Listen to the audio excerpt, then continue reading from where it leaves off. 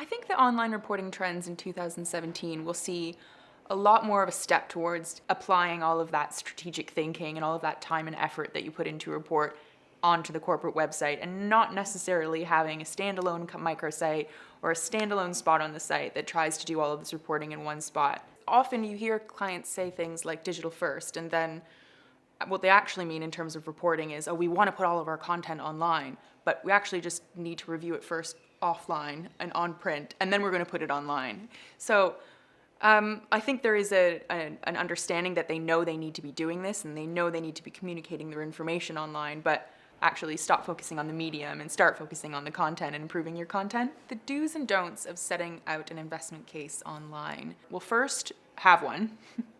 I think, secondly, I think don't sporadically pepper your strategic content and your investment proposition all over the site so that people need to go and look for it. And I think often companies have a misunderstanding that the audience at large understand their business the way that they do.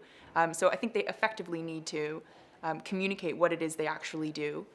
In terms of technology shaping the way we do reporting, I think first and foremost, we actually need to take one step back and look at what actually does shape reporting, which a guiding principle, I think, for most reports is the auditing process. Because the auditing process is such a guiding principle about how we form reports, I think without moving away from that, you're always going to have a very print-led discussion, because it's obviously a lot easier to look at the material in a print format and focused in that particular medium than it is in a digital sense, and applying it in a digital sense first.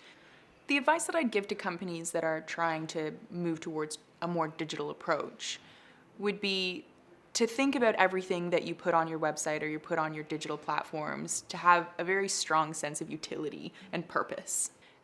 Often you'll see insight sections or thought leadership sections that are just repeating news, and that's not having a point of view. That's not having a wider voice on issues or on what's going on in your sector. I think some companies are getting digital technology right, and sometimes it's actually not all that much, it's not glamorous.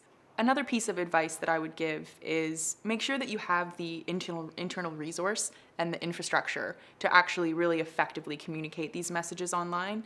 There's nothing worse than a static website or information online that hasn't been looked at in a really long time. It's really important that if you're going to be making advancements in the digital space, that you do have the people in-house that understand it and know how to operate it and know how to update it and get it.